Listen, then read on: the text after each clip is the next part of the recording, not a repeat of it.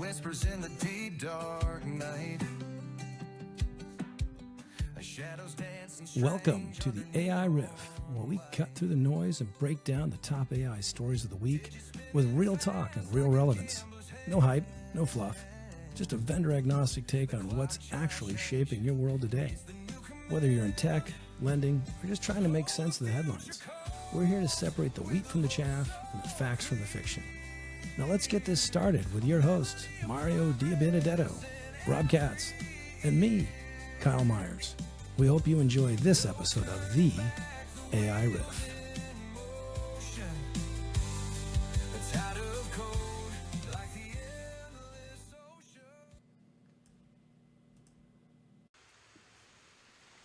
Episode 56.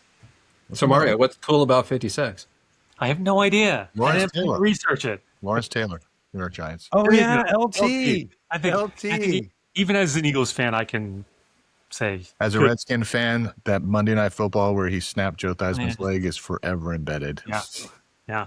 I just remember the David Letterman where they had the Joe Theismann pencil sharpener and the leg was going like this.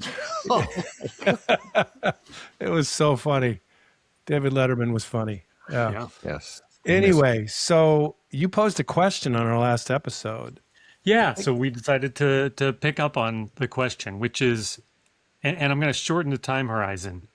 2 or 3 years from now, you're going to have a bunch of, I'm going to say kids, not meant to be derogatory, younger people, it will be older people too, who have, as we put it in the last episode, gotten to vibe coding because there's no moat to vibe coding. You can go ask AI, how do I vibe code?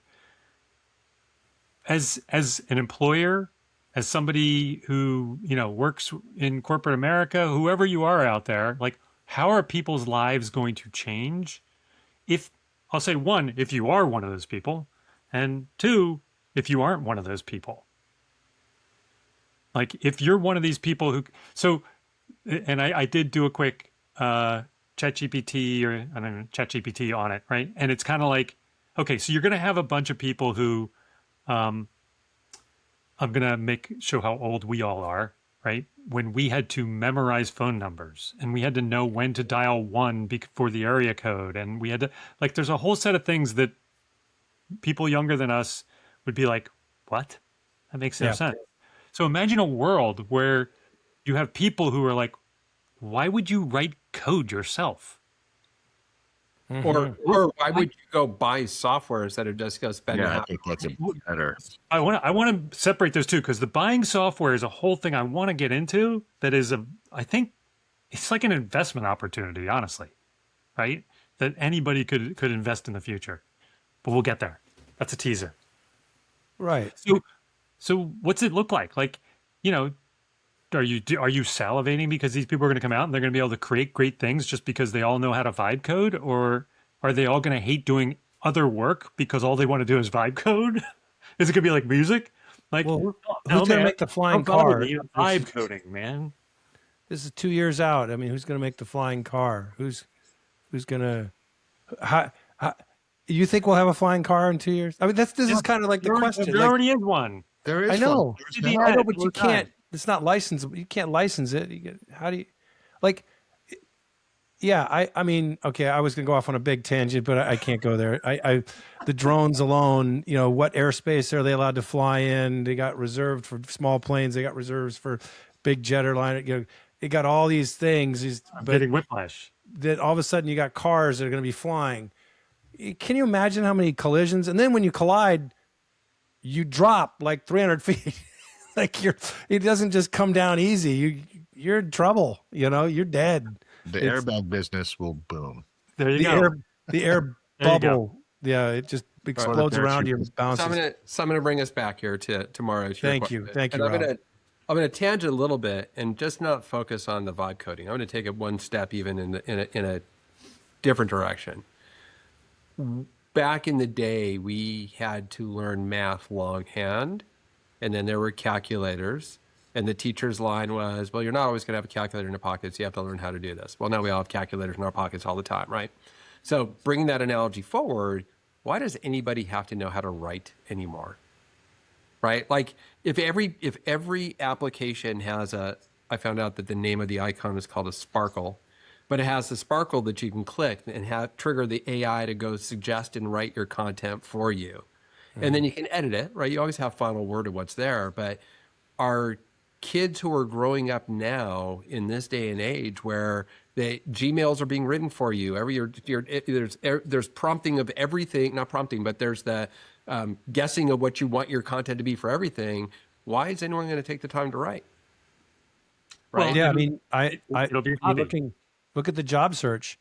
Everybody who's looking for a job that has access to AI, who can customize their resume experience to fine tune it to the responsibilities that they're going to be asked for, you're going to get all the resumes are going to look alike.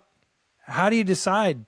Like everyone is going to be more than qualified for every job. How do you pick? Oh. So then it comes back to relationships. Oh, wait, you mean the closer we got to AI, it comes back to a handshake and a person face-to-face relationship? Wow, that seems a little ironic, you know? But I agree with what Rob's trying to say is why? Why do we have to write, I don't have to write letters anymore. I mean, I don't have to write anything. I can just speak what the idea I want and tell them all the particulars. And next thing you know, it writes a blog for me.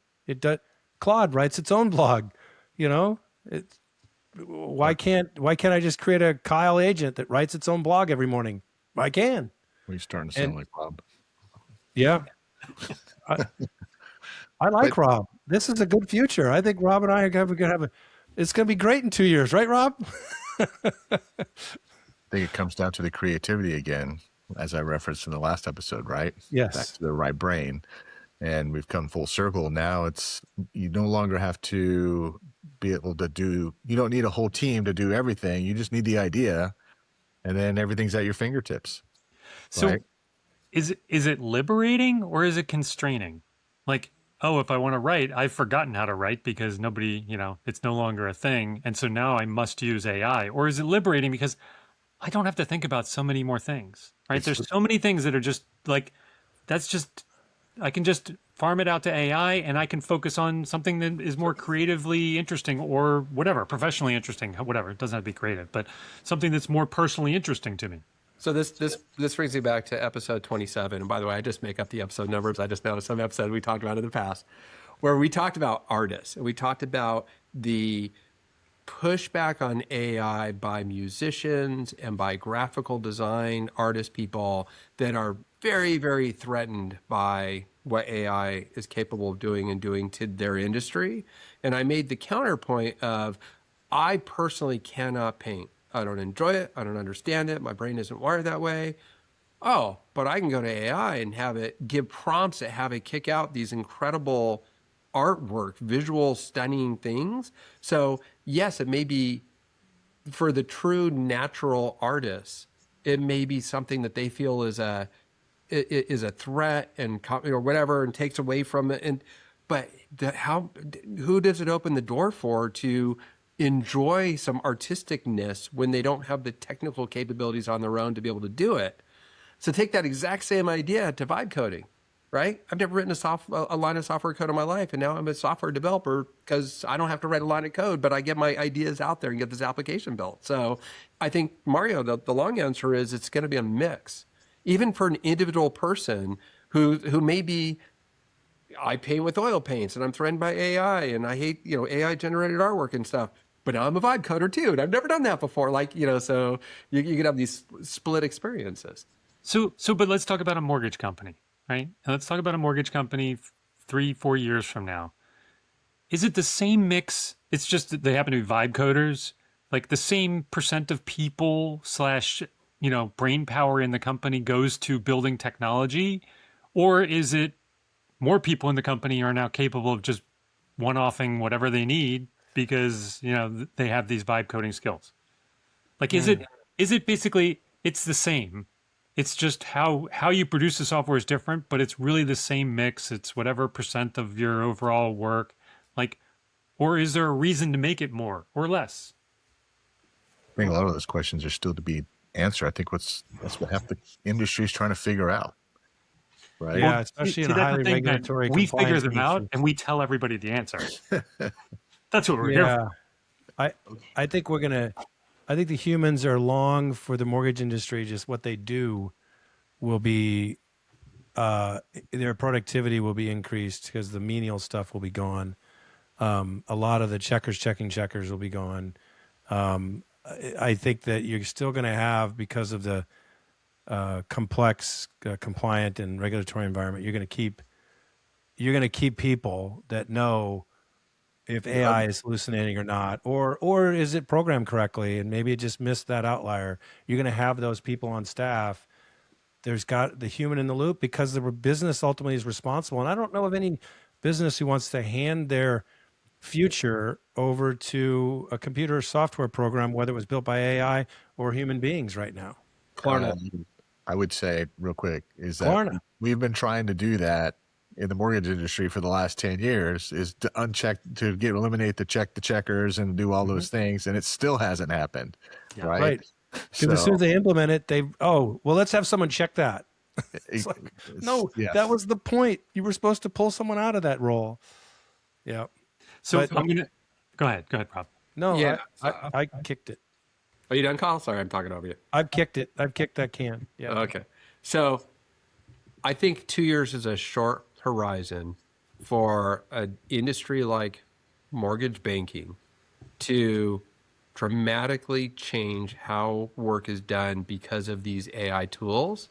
But I think that the leveraging of the tools will streamline the same work getting done, but by fewer people, or putting the proper spin on it. You can get more loans done without having to hire a bunch of people, right? You're going to become more efficient because of the leveraging of the tools. But I don't believe in a 2-year time frame it's going to change how a loan gets done. Does that make sense? If the regulatory agencies allow for an AI entity, an agent, to have an NMLS number, then yes, that will change. That it will change dramatically. If they don't, then it will continue down its path of a slow migration to it. But they'll maintain the control. Human beings will maintain the control, because that NMLS number is critical to the whole process. So are CHUMS numbers for underwriters. So are, all the moats that are there for the AI to be able to pass. And I mean, just until a few years ago, I don't know if it's changed recently, but we couldn't have people underwriting in India. They could queue it up for underwriting, but the underwriting had to be run on a machine in the United States, and then the results could go back to India, and they could then help get the requirements that are needed after the underwriting was done. And I'm like, now that could have been just the company I worked for's interpretation of the compliance. However, I don't see that really changing. I don't see that burdensome compliance being lifted, even under an administration that's trying to lift regulations and say, don't do so much. It's not going away. I think it also depends on the type of mortgage company. I mean, if you're get into the non-QM, QM, government, all of that stuff. I mean, an Indian underwriter can underwrite a non-QM loan. It's when you get into the Govy stuff, then those restrictions start to kind of come into play. So it really, I think there's a lot of room here, and the fact that out-of-the-box underwriting is becoming more and more interesting, as we grow, this industry. So I think there's a lot of factors here, right? The type of business, the type of loans, all of those things, how they play out, the growth, the administration. There's just a lot to unpack, I would think, as this grows at the same time with the AI changing the way we do business. And with appraisals especially, right? I mean, there are so many different styles and types of properties in different locations and states and counties, and you've got all these parameters. Yeah, you could plug in all the parameters, but at some point, someone's got to hang their number on it and say that property is acceptable for this collateral. And I don't know that many companies are going to just give it to AI unless it's a brand new. They used to do the old MCRVs. I don't know if they still do them, but for FHAs in builders, they would do the builder would provide all his plans for all the houses he's going to build. And he would go in and get a master certificate of reasonable value by the FHA. So all the houses depend, and then he had upgrades. You'd have cost for upgrades.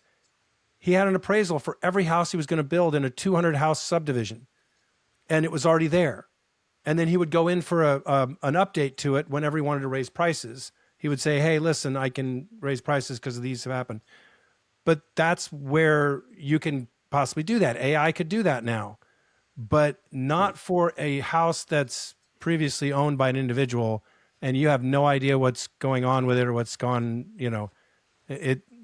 I don't know. I think your challenges, Ben, are just as hard as most other mortgage companies' loan manufacturing process. So we could talk about this for hours. You know that, right? Yeah. Let me one up this, right? Because we started out with the idea of a generation, and again, it doesn't have to be young people, but a generation of people who grow up with it, vibe coding being natural. Is vibe coding just a way station on the way to something even simpler? Like vibe coding is a way to sit here and create software iteratively today, right? Why isn't there something that, takes that and makes that even simpler? I think, Rob, you touched on this a little bit. You said, I'm building one of the most, secure and structured. I'm doing all this stuff that's making sure it's right for me. Well, that's great for Rob. But for maybe what I'm building, I don't need that kind of structure and secure. I mean, security, everyone needs some level of security, but I don't need to have the same things that Rob does. So I'm not sure if that ever will go away to where you need the input. Where are you going to get the input? I guess you could. But the input doesn't have to have all the details that we have today. Right? So you just do it like Sol Terra Luna. You could have it say, I just want a lightweight application. I want a medium weight. I want a strong. Yeah. Yeah. I need a secure system. Well, what do you mean by security? Do you mean this, or this? Oh, this is what I mean. Okay, done. It's been created. Yeah. Right. Yeah. So Mario, to answer your question, I think it's already there. I think that there's full agents. Look, the work that I do is pretty manual and tedious, right? Like I do a lot of copying and pasting and reading and reviewing and all, like the human in the loop I'm very human in the loop. And I have certainly explored, should I pull myself out of the loop? Could I move faster? Could I get the product done already? And the answer that I found was, yeah, but you're not going to know what you have and security may not be as good and it's going to make some weird decisions, blah, blah, blah. And because I'm truly trying to come to market with something that's going to be marketable and support the information we're doing and everything else like that, I didn't want to take that risk today. Do I think 6 months from now with Sol or whatever new versions of, whatever comes out, that it could do more stuff autonomously and be higher quality? Yeah, I think it's training, it's learning, it's developing systems that I think, flash forward to 2 years from now, I think even vibe coding is going to look very different than the experience that I'm having today. I know there's other vibe coders that have a different experience of what I'm having today, and I would just argue that I'm building something better than they are, right? Better for my needs than what they're getting away with. Yeah, it's gonna get easier and better and more comprehensive. And then the question is, do we need it all? Do we need all the stuff that everyone's gonna be kicking out? Like, what are you gonna do with it? If you're just building tools to use on your own, great. Every time I want an app to help me keep track of what TV shows, streaming services I'm watching for my TV shows. I could probably vibe code that in half a day with Sol, because I don't care about security. I don't care about all that other stuff. But if you're coming up with an idea of hey, I'm going to try to build something and take it to market and get real business subscribers or mortgage lenders using it, well, that's a different story, right? So it's all these different levels of things. I'm going to swipe back a little bit, though, to the conversation for mortgage banking. Look, I'm old enough to remember, and I worked for a software company, and we rolled out one of the very first document imaging. And it didn't pull the data off of the docs, but all it did is it replaced the paper file with PDFs, and you had stacking orders, and you could ship it to the investor. And so lenders got rid of their shippers, and they got rid of their 35 copy machines that they had in the hallways, right? Do you guys remember those? Referencing DocuTrack? Is that what it was? Yeah, it was DocuTrack. It was DataTrack. It was DocuTrack. Right, exactly. It was hugely, I'm old enough to remember when he rolled it out. That's right. So it's hugely successful, right? And I remember I was sitting in this, I was with a sales rep and we were at some lender shop and we were showing it was the third demo and we were showing it to the shippers. And it was the first time the CFO was seeing it and he was sitting behind me, which was a mistake. You should never let the prospect sit behind you during a demo because they were fawning. The shippers were like, this is make my job so much easier. This is amazing. This is incredible. And the CFO went, I could fire all of them. And he said it out loud in the room with them in the room. And I looked at him like, God, you just blew the deal. Because of course, then they're like, oh, I'd be cross around, not all negative that. Like that. But that's the thing is, it was an incremental change in the lending practice. Did it revolutionize mortgage banking? No, you got rid of shippers. Did it make it more convenient for everyone because you could get to any doc anytime? Yeah, there's positives here, right? But it wasn't like overnight mortgage banking changed. This AI stuff is going to have the incremental shifts, right? Someone's going to come up with some use of AI for mortgage bankers that is not replacing the LO. It's not replacing compliance. It's not making huge decisions. These little incremental things where the CFO is going to say outside their head, well, I could fire half of them. I could fire them. And that's what's going to happen. So over time, there's going to be, I don't want to use the word erosion, there's going to be an evolution in the manufacturing process that takes advantage of distinct AI capabilities in small windows so that 5 years from now, you're going to look back and go, God, remember we used to have like 20 people doing those jobs and now we got 2, right? Mm-hmm. Just like there's not shippers anymore. So just on that wavelength, if you're a third-party vendor, and I'm using really loosely because there's a lot of third-party vendors, Ben, is this a threat? Are vibe coders a threat to third-party vendors? Yes. Yeah, but in a way, it all depends on what your. Well, you have to have a moat. Third-party vendors need a moat. They need a reason why it's not easy to replicate what they've got. Or they need a highly regulated industry where it takes an evolution of these things to happen, and it's going to be a change management exercise that'll take a decade. Yes. And the big appraisal lobbyists in Congress will say, hey, no, we got to keep this moat. Speaking of moats, I mean, back in the day, I think that this is really, when you say 2.5 years from now, I think it's honestly going to be, and we touched on this on the last episode, it is removing the moat for the people to get the ideas out in the wild quicker, faster. Back when I was a kid, the pet rock, right? You actually, even though it seemed like the dumbest idea in the world. Can you stop for those that don't know what the pet rock is? So the pet rock was a pet that you could buy, and it came with the owner's manual, and it was a rock in a box. And it had a name. And a name. And you could have your pet. It was very easy to take care of. You just set it on the shelf, but you had to take it for walks. And if you put it in a glass of water to drink, it would be a wet rock, and and bathe it, those kind of things.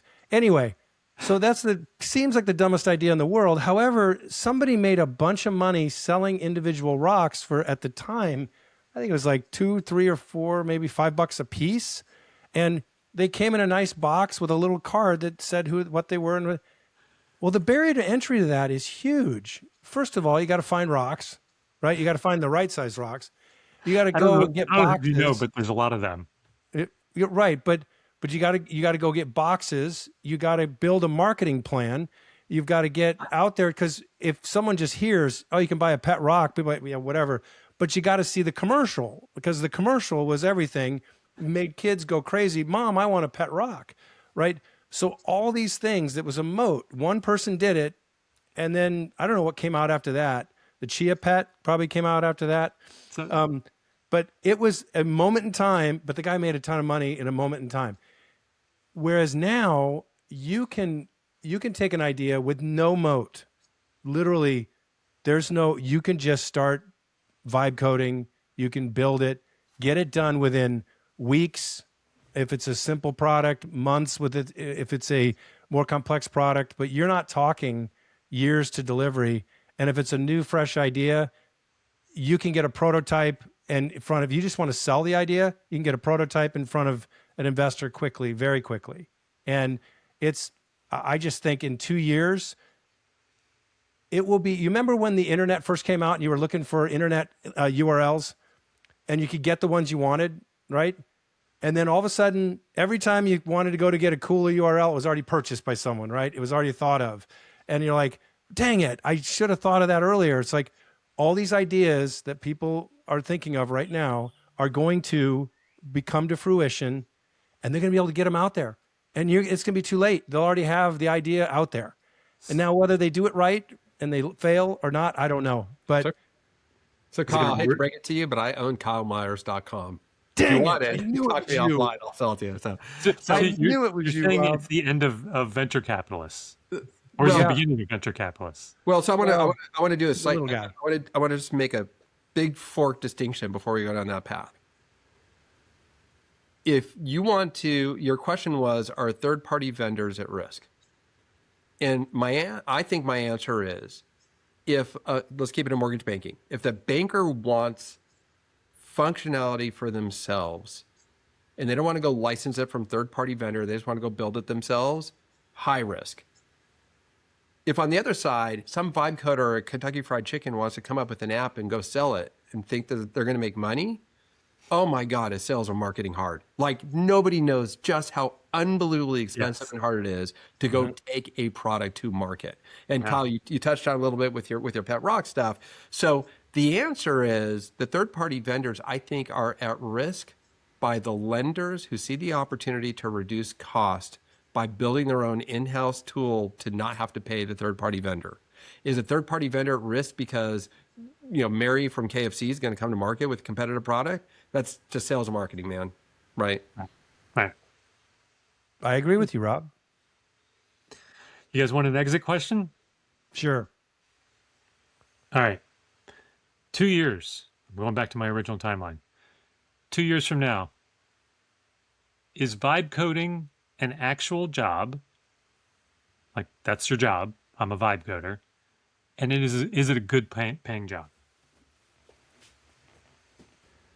I'll go first. I'm going to say yes. I think that there are going to be companies that recognize that they can get away with hiring a couple product people who are skilled in quote unquote vibe coding and not have to have a team of software engineers. Like any company that is in the business of doing something that isn't software, like mortgage bankers who have an IT department that have 5 or 6 developers on staff, I think that the opportunity to not have the software engineering coding people, but instead have 1 or 2 product people that are building these in-house tools to replace the third-party things, I think yes, I think it is a high-paying, I think it's going to be an in-demand position for somebody that has the skills and creativity and capability to stay on top of the AI tools and know how to use them.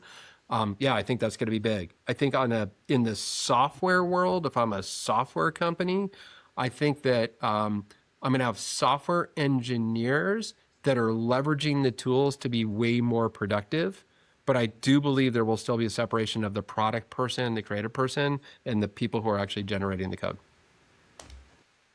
I would tend to agree, Rob. I think that your days of having 4 and 5, Encompass administrators who do changes and updates and all those things are going to be scaled back to maybe 1, and you'd have another person who does your web development, the interconnectivity between products, the integrations between third-party vendors and those kind of things. I just think that the tool is going to be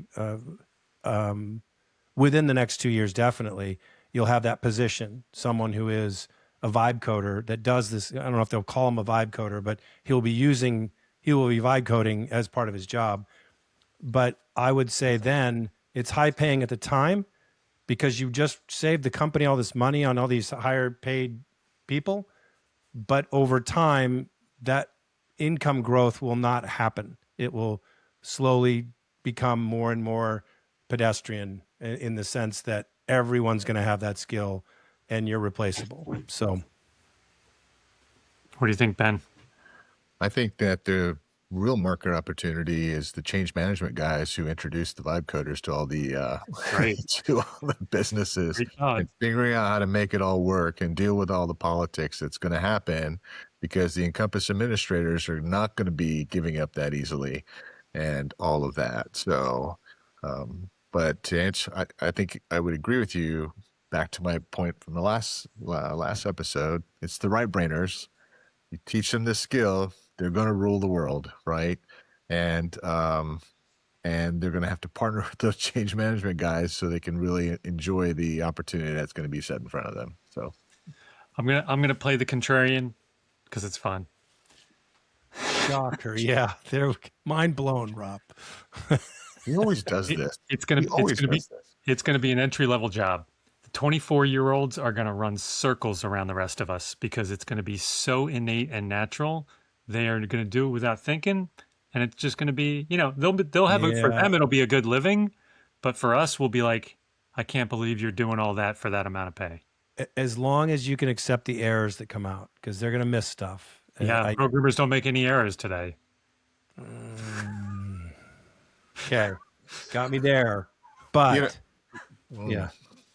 As soon as he said that, I'm thinking we should have Agile for Vibe developers, and I'm going, whoa, wait a minute, I went down the wrong way. So Mario, I think it's a really interesting point, and yeah, you're probably not wrong. Just like anything, there's gonna be different levels. You'll have senior people over the Say that again. You're not probably wrong. not wrong. Oh, he okay. didn't say you were right. Hey, you had a birthday, brother. Happy birthday, by the way. Happy belated Happy birthday, Mario. I'll throw some positive, things at you. Yes. I want to dovetail off something that Ben said. It's not necessarily just the change management, but I believe it was episode 51, making that up again, that we talked about the brain and the spine, and that the role of the person who can come in and design what is our governance of use, how are we setting up our compliance, how are we setting up our infrastructure, how we support, like that role is a new job that is being created that's never existed before in the way that it's being looked at now. And I believe that will be a high-paying, high-in-demand job for more than 2 years. I think that's got a 5 to 10 year life on it.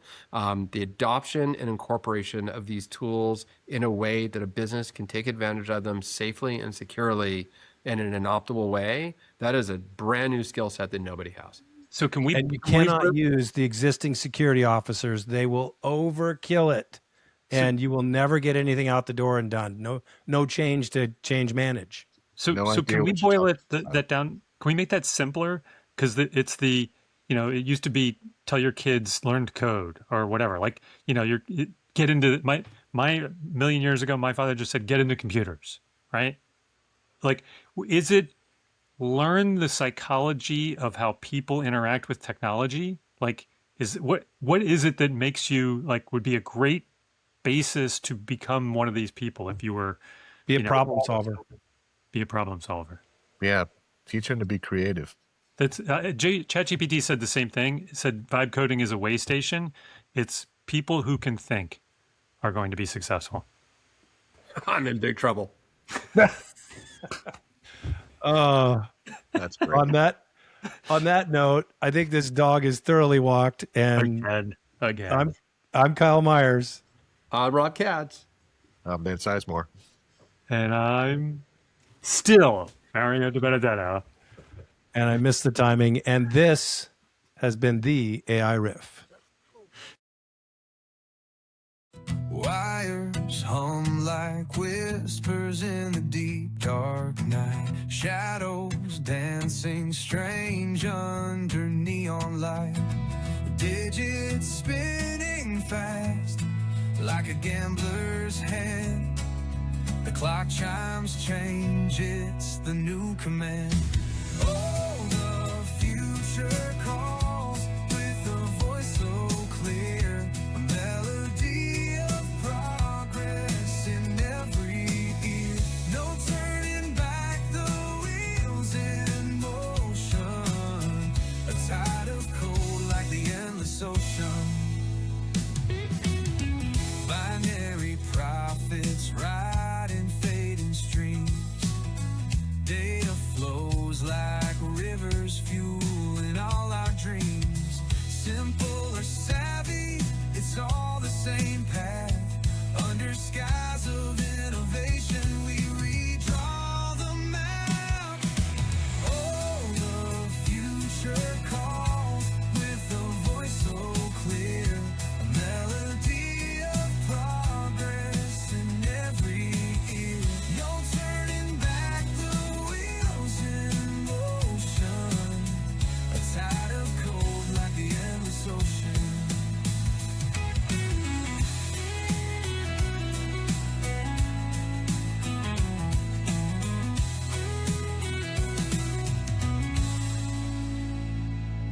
Set the rhythm to the beat of change we sing.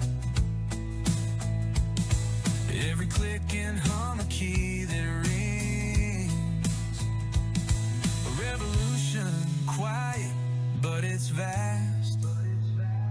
Building empires where echoes of futures cast.